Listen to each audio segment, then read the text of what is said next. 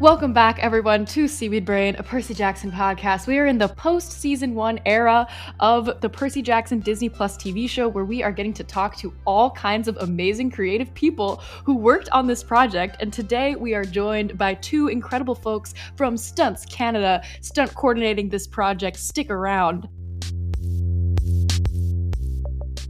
All right, welcome to the Zencaster room, Trevor Addie and Eli Zagoudakis. Hello. Hi. Great to be here. Thanks for the invite. Carter and I are so excited to talk to you. As somebody who knows basically nothing about stunts, but is endlessly fascinated by this aspect of filmmaking, we're so excited to learn more about what you do in addition to specific stuff that happened for this show. Would you guys like to tell us about your jobs and what led you to working on Percy Jackson? So as a stunt coordinator, it's kind of like the analogy of what you would say a sports team would be. Stunt coordinator is the coach of the performers. We want to hire the best performers to produce the best product and put them in the right spots so that we can get the best outcome. And the difference between sports and film is the creative process. So we take everything from the writers to the directors and producers and actors and everybody that's involved with the show, art department, and just put it all into a blender and figure out how to make our performers safe and our actors safe and create some really, really cool action that is going to drive the story forward. Oh, heck yeah. Trevor, did you want to add anything to that? Yeah, he's totally wrong. No, no, I totally agree with everything there. And I think the biggest misconception with the stunt department, though, and he touched on it, which is for us, it's the safety department. Yeah. You receive a script and everything in it is full of danger and excitement and all these other things. And I've worked on shows where people are like, oh, you worked on that? What'd you do? It's like, oh, I fell and hit my head on a thing. And they're like, What do you mean? That's the stunt. We had to figure out how to make that safe and make it tell the story of that. And people go, oh, that's not exciting. And sometimes it isn't. Sometimes the job is just making sure that everyone's got a safety line so they can't get too close to the edge because there's no railing. And it's everywhere from training cast so that they can be safe and they understand their limitations and we understand their limitations, and when to put in the stunt double who then knows better how to do the job safely, not because they're expendable, but because they have the experience to do so. And that's, I think, what's really cool, because that's where the art comes in, where there's dozens of ways to get the job done, but we get to communicate with production and be like, well, we could do this or this or this. And they go, okay. And, you never really hit a roadblock with someone going, no, I want to do it absolutely for real. Everyone's really like, what is the magic trick? How do we make this happen? Yeah. And the creativity is coming up with the version of it where it's a simulation of the danger. But I like to say the safest spot to be during a stunt is the person in the middle of it, because every possibility has been looked at for that person to be there. Oh, yeah. You guys, your IMDb pages are insane and so long. Would either of you like to share the story of the very first project you worked on as a stunt performer? And how did you get there? It's a long journey into stunts, and every stunt community has their own way of doing it, and it changes over time. And I just love movies and wanted to be involved in movies any which way, and ended up in the direction of heading towards stunts by meeting stunt people and training with them. And, there's busy times and they're bringing on new people, and then there's dead times and they're like, well, yeah, we're not going to look at new people for a while. But my first actual credit was on the movie Catwoman. And wow.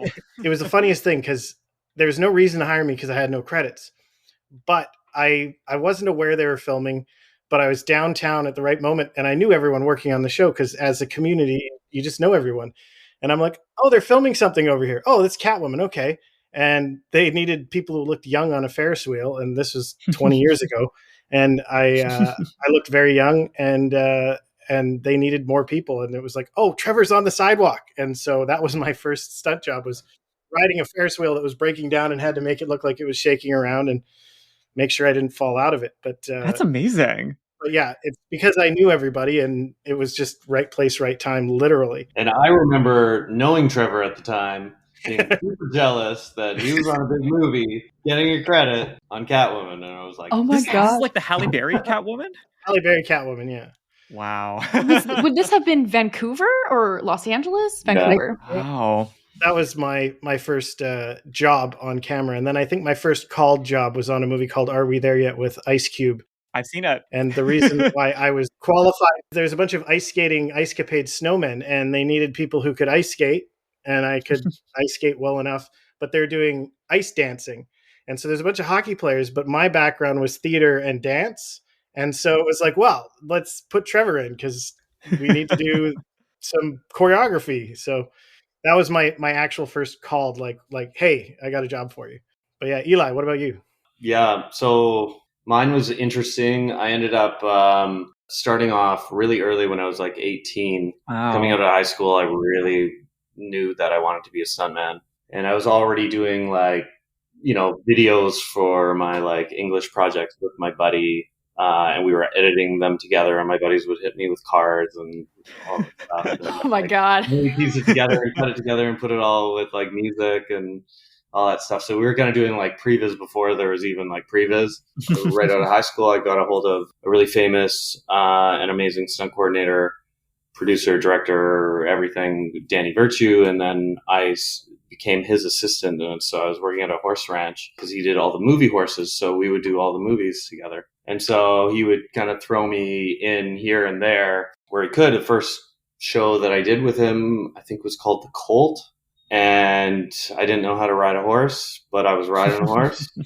And I was riding into battles with the huge explosions going off, and we were doing like saddle falls and all this stuff. And like, I was just trying to stay on the horse, but I could not. Oh my gosh. Yeah. You have like growing up, obviously, I mean, Eli, you knew you wanted to do this from a young age. Did you have like particular actors who you were like obsessed with, being like, oh my God, that is the thing that I want to do? Yeah, it was like, Burt Reynolds and Hooper and like all those like old, Smokey and the Bandit, like cheesy movies that were Oh my like gosh. really cool. That all just kind of, obviously have paved the way for so many of us. But as a kid, that was like pre my generation for when I was born. Growing up when I was a kid, I was like really into Ninja Turtles and Heck yeah. and all that kind of stuff, right? So yeah, generations change, but I always think like as stunt performers, you have to know the history of where stunt performing came from, and that dates way back. And if you don't know, where it comes from, then you're gonna have a hard time going forward. Oh my gosh. Do you want to give us the spark notes, like bullet points on where it comes from? Not to make you do a TED talk right now. Well, it like goes way back to like black and white film, like Charlie Chaplin and I mean, like as far as my understanding is, like the silent films came from vaudeville, but vaudeville was all such physical action, and without talking, everything was physical. But at some point, the job of the stunt double, which changes things, like it becoming a department of actually trying to find people, is at some point they're telling a story and they're like, well, that's great, but this guy doesn't know how to ride a horse, or this guy doesn't know, or our actor isn't willing to jump off the train, or whatever. Who here could do that? And that expands into a whole like specialties and things like that. And like any department in film, at some point, everything branches off from just a bunch of people showing up and being like, all right, well, we need 30 cops here today. Well, we need cop outfits. Well, where do we get them? Let's hire one person to just be in charge of getting cop outfits. All right, now all these cops need to run around and fall down. I know a bunch of guys who can run around and fall down. Yeah. Now you have a costume department and a stunt department, right? And over a century of filmmaking, it becomes their own departments. And it's always, even in, the 20 years that Eli and I have been doing this, it keeps changing and evolving depending on technologies and what's required, whether it's mocap becoming involved on set or just the amount of digital work, meaning that everything can be wires, like a wire can be there for safety all the time and everything. But the mystique of the stunt double still remains that stunts are the secret thing, because initially it was like, well, no, the audience will think you did it because we'll never see the guy's face. Yeah, it's all part of the magic trick. It's all about creating the illusion. And then, with film cutting into each thing, it's like, it's the way that you just create the illusion that it's all taking place all at once. Yeah. We're actually talking to Cassandra next week, Saturday. Great. Excellent. That's awesome. Talking specifically about stunt doubling for Walker. Oh, she's going to be a great interview. Okay, so to talk a little about Percy Jackson, we've been asking a lot of people, like, what was your prior knowledge of Percy Jackson when you got signed on to this? But I'm pretty sure I saw that both of you guys worked on the 2 movies. We worked on both of the movies. Yeah. We were at Camp Half-Blood, and Eli, because of the way the structure of adapting it to screen, the House of Ares became the Sons of Ares, which were a bunch of tough dudes, and Eli looked tougher than me, so he got to be a Sons of Ares, and I was just a regular camper, and so there was differences there, but we both worked on that one, which was really great because it was a bunch of work. It was like summer camp, going to Camp Half-Blood and running around and sword fighting and stuff like that. But we also worked together on the second one where Eli stepped in and doubled Logan Lerman for a bit. No way. As well. So he did some Percy doubling. Yeah. Did some cool gags. Oh my gosh. What's your memories of that, Eli? That I was actually working on another movie prior to that, and I had just gone home. It was my summer vacation, and I was like, settling in, and then it was like the phone rang. It was like, hey, can you be at the studio in 15? I was like, yes, I can. And came in, and we it was a second unit, and I came in to do some sequence that Logan was doing, and it was all wire gags, and it was just back-to-back wire gags of flipping over this, flipping over that. It was all part of this ogre monster. It was the Cyclops. Yeah, stealing. Yeah, it was the Cyclops. Yeah, exactly. Right. And then all of a sudden, my buddy Trevor shows up on set, and I'm like, "What are you doing here?" And and the second unit director was like, "I need this guy here to help me shoot the." We were doing forced perspective. Forced perspective, yeah. The Cyclops was supposed to be 10 feet tall. Right. And the guy in the suit was not quite 7 feet tall. So in order to make everything work for height, they were like, yeah, we want to do it like Lord of the Rings. And no one really knew how to do it. But I love messing around and making movies and stuff. And I was there in and out just when they needed an extra person. And at some point I just spoke up, was like, well, he needs to be there and he needs to be there, just based on experiments I'd done, until I came up with a good system for it. We'd done all the previs, and then they went to shoot the scenes, and Eli came in to do the doubling, and they'd sent me home. And then they called me back, the same thing, like, we don't know what you did. I have to come back in, and the film crew doesn't know me because we were doing previses. And it's like, no, he needs to stand there. He needs to stand there. The shot needs to be here. They're like, we don't want it to be there. Okay, where do you want your camera? We want it here. And then I just figure out where everyone went. They used some of the forced perspective, some CG, some blue screen sizing differences, but it was really funny because it was fully stepping away from the stunt department. They were just like, how do you make this happen? Yeah. So that was a lot of fun. Oh my gosh. I can't imagine how much being on set and the technology has changed between the Disney Plus series and the original movies. Must be wild, like a world of difference. Well, the Percy Jackson Sea of Monsters film was the last film to be shot on film in Vancouver, where it was actually processed on film. It was fully, that was the last movie. They closed up the house that develops film. So now if you choose to shoot on film in Vancouver, it needs to be sent away to probably Los Angeles. I don't know. But that's, a huge leap that it went fully digital around that time. And now, I mean, our new show that we just did was not just fully digital, but in volume with no green screen, like green screen sometimes, but the technology leaps. And the difference being a stunt performer and shooting on film compared to shooting on digital that I remember is when they'd say rolling, you'd hear zoom. Yeah. It got your heart pumping. Like, about to do something. Especially if it was slow-mo. Yeah, especially if it's slow-mo. But, I just remember that, that sound. And then now it's silence. Yeah. They'll just see the camera rolling. Yeah. It's like, ding. We were actually going to ask Carter. Yeah, go ahead. This is a great segue. We weren't sure if you had worked on the volume, so it sounds like that happened. And what we wanted to know, what that entails, how that changes stunt work and the whole coordination process. If action has to look or be conceived differently in that different environment. It's not drastically different for us. It's a bigger deal for set deck and art department and how to build the sets to fit in with what is happening with the company that is putting the images on the screen, because they have to blend into what they're designing. So for the DPs and the art department and the designers and construction, it's quite the puzzle piece to actually make it all blend, especially if you're doing in the first episode when we were doing the exterior of the museum in New York, it's it's quite tricky because they're building the image from real photos and videos that they've taken from the real place. And then they got to build the steps into it and build the fountain. And then what's practical, what's fake, what's real. And then how do you get that depth? And then when you put a lens on it, you also have to, figure out how to shoot them, where the actors go. That's where we come into play, as a stunt department, in terms of okay, if we've got a gag going on, what is the setup? Everything is so much more specific to camera and the screens and the practical sets to where the positions are, where they take off from, where the fight happens, how they rotate, because it's not a physical set. So it was an interesting process to go through. As he was saying, it's more for the other departments, but a big difference I found was if we have, let's say, a wire gag where someone's going to get, Percy's going to get thrown back, anyone, Aries gets thrown back.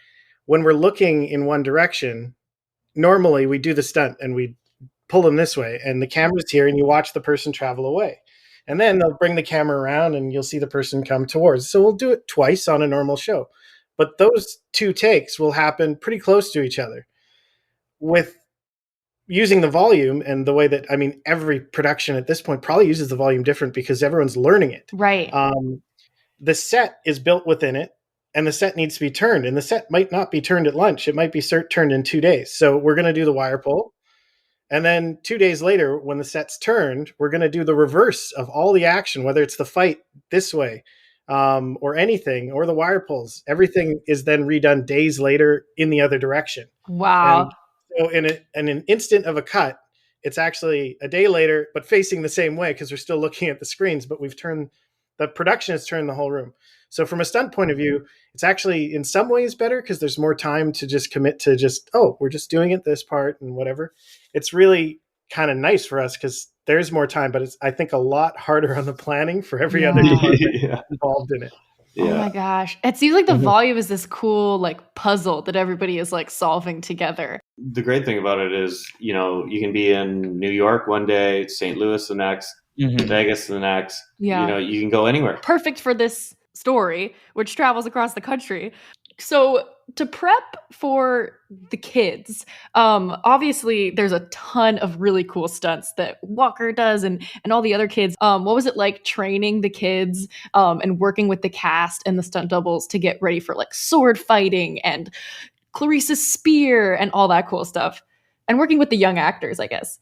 Well, Eli had a really, really great way of selling it. Is Arya and Leah didn't have as much to do as Walker, but we created camp. They came and just stunt camp every day to start bringing them up to speed. And Eli, if you want to talk more about what your plan was with that, because that really was successful. Yeah. So basically on each show that we do, we kind of want to create a stunt zone, right? So on this one, we had our stunt department in this warehouse, basically, that we just made as a fun house. And we had fun. And if we're having fun, everyone's having fun. And I just said, bring all of them together.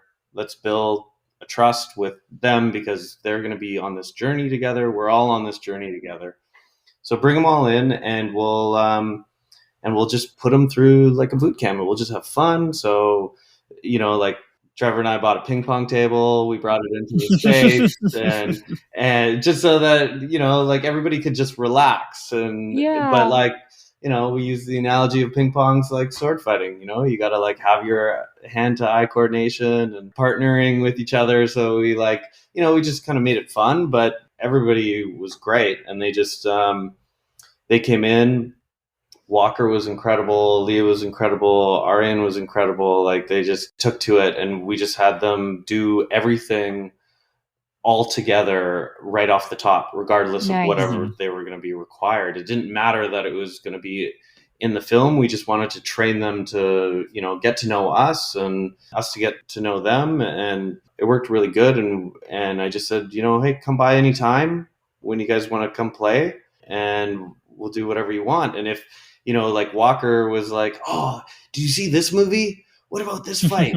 And Trevor would be like, yeah, I know that movie. Like, do you want to learn that fight? I know how to do it. and then we just like do that, because it's all, regardless of like what we're doing, like, okay, now we got to go to work at some point. We got to go to work and we got to learn the fights, and this is what we're going to do. And we train that. But in the meantime, all of that is part of just learning how to move, learning how to partner with people and new partners, like new fight partners, because everybody moves differently and timing is everything in fights.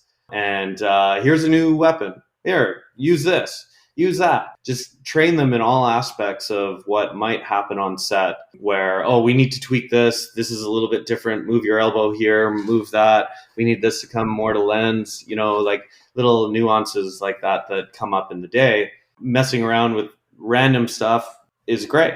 Yeah, it gets them comfortable. And then when do like the actual weapons come into play? Like, when do you find out, oh, this is exactly what like backbiter is going to look like and what that prop is going to feel like, and like incorporating that into the rehearsal? The actual picture props are designed by props and art department and director, and obviously come from, the original, like Rick Riordan, what he's written and the images and all that stuff. So all of that is kind of like pre-planned. Then when stunt department and stunt coordinators come into play, is we say, okay, well, this is what we're going to be doing with them. This is what we want to do with them. So let's make either, depending on what the prop is or the weapon, let's make a lightweight version, make a rubber version of it, make a soft or a breakaway, or something like that. If the staff has to break, or the sword has to be swung in proximity, or like, a bamboo sword, so that like it's lightweight and you can swing it.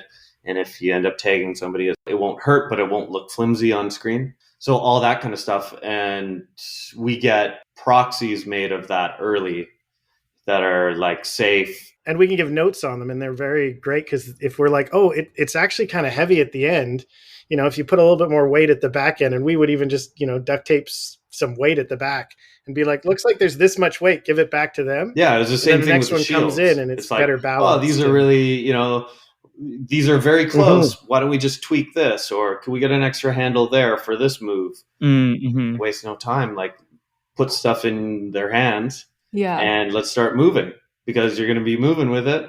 Oh, the fact that you guys are like stunt coordinators, but you're also blacksmiths, and you're like subtly designing swords at the same time is so cool. No, it's really cool, and that's the thing is Eli and I just love movies and love the whole process. So the fact that we're allowed to go and just be like, no, we're just going to train with these kids every day, and with them is true, because the kids were so talented. We're really super lucky on this film that everyone wanted to be there, because sometimes cast is just too busy. Like, it's hard being in a movie, and I'm not saying that they don't want to be at stunt rehearsals. They just are spread too thin. They wanted to be there. They were able to make the time to be there, and then they were all really pretty talented. And I know that that Walker was almost too talented in the fact that, Percy's not supposed to be great. And quite quickly, he was excelling so much. And then we're showing videos to production, and they're going, no, he's too good. And we're like, no, this is him dumbed down. He's actually way better than this. And he's so stoked at how great he's become at everything that he's doing. And he wants to show it off. And he gets that he has to act, not great, but finding that balance of looking like he's overwhelmed by what's happening, but still doing the choreography correctly was really quite cool to be a part of. Because usually you're trying to bring your actor up, and we're literally having to push him down. Yeah. But the opportunity that arose in that was we were able to add acting beats into each fight of him not knowing where he is, which also brings like so much more of a level into a fight. And then, of course, he had most of the action. What we also did with him right off the bat was he had all this underwater work to do. which you guys have seen, which has been really cool. And that was something that was like quite the challenge to wrap our heads around how we're going to do it. Is dry for wet, where you shoot, where you put all the water in digitally, and you got to do the digi hair because it won't match and all that kind of stuff. Or if we actually, go into a tank and do it. But then, he's Poseidon's son, so he's got to breathe underwater. He's got to hold dialogue scenes underwater. And it's like, okay, what are we going to do here? And brought on another stunt coordinator, Yvette Gonda, and she's an underwater specialist. She excels at free diving and underwater cinema. So we brought her on, and we got Walker in the pool like every week, just part of our training every week. So it was just, we rented a pool and they went swimming, and we brought an underwater team with him every day. Lovely woman, Roberta, and they just trained him and certified him as a ADA free diver.